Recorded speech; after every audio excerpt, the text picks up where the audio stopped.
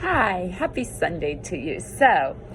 Last week I was in my private practice office where I spend time after school and on weekends. And today I'm coming to you from my office at the school, Metairie Park Country Day School, where I work. I hope you are having a wonderful weekend. So we are in the last week of Unit 3. What? Oh, we're in the last week of Unit 1. It's week 3. So time is just flying by fast. I'm wondering if you feel the same way. Always feel like second semester just like goes by in a hot minute. So got a couple things here for you. One, don't forget we start contributing to the hangout today at the beginning of the week, but you jump back in all week long. So figure out your way for reminding yourself to do that. Maybe it's a reminder on your phone, something that you write into your calendar, but checking into that page maybe like 3 times during the week. 2, you'll notice above the link for this video, I've put a 2-minute loom that's going to explain to you how grades are calculated for GOA. 3, my next thing, this is, you've now put together your surveys for your work as you are now a positive psychology researcher.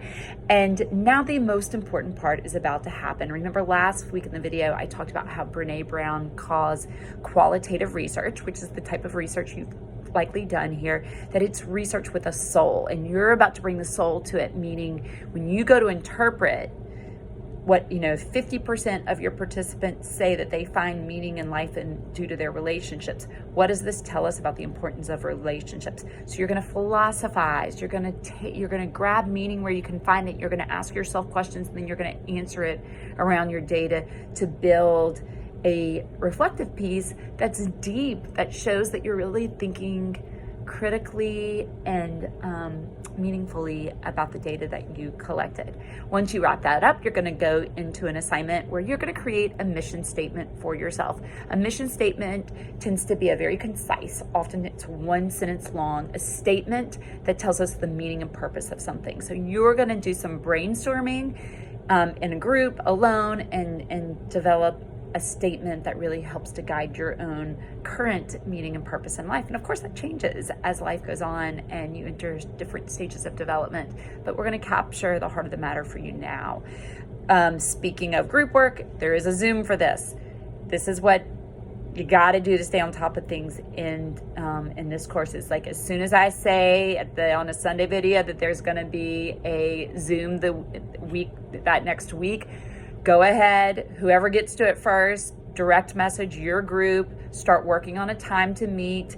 If it needs to be over the following weekend, fine, but figure it out now, because it gets stressful if you haven't contacted each other and made plans for that. And it does seem as though there was a little bit more lagging in getting that accomplished in that very first Zoom than I typically see, but there's no doubt in my mind that we're going to just fall right into it with this Zoom. We're just getting our rhythm now. It's going to be great.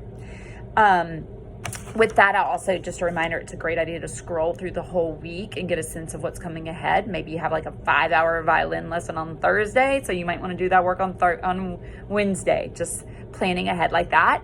Since we are reaching the end of the unit, this is going to be the first time that we start to work on the Catalyst Conference project.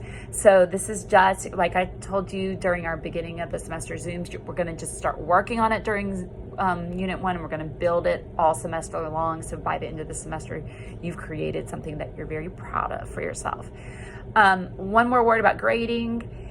So if a due date's passed and you haven't completed the assignment, I go ahead and I just put a 0 in there as a holder so that you'll notice it and go back and do the assignment. By no means am I saying that's a 0 and you'll never get points for it. However, if you haven't asked for an extension ahead of time, you will, you will be, some points will be deducted for tardiness, but still do those assignments. You'll still get plenty of points, and there's so much that goes into points throughout a semester that you will certainly be able to recoup from it if you've turned something in late.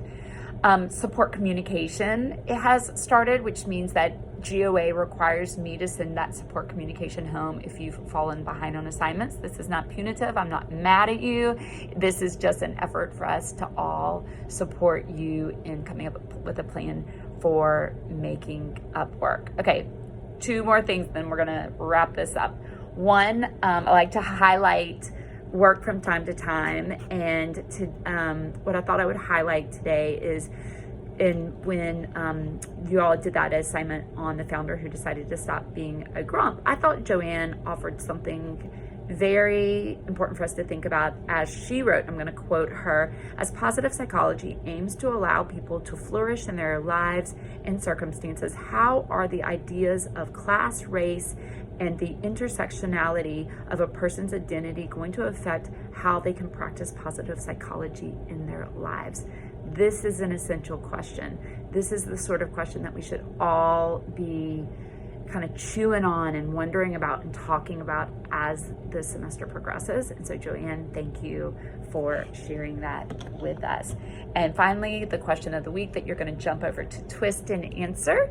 I'm curious what you're working hard at right now. What's giving you a sense of a reward? Or maybe it's not giving you a sense of a reward at all right now because you're in the trenches with it and it's really a struggle and a challenge, but your reward will hopefully come at some point.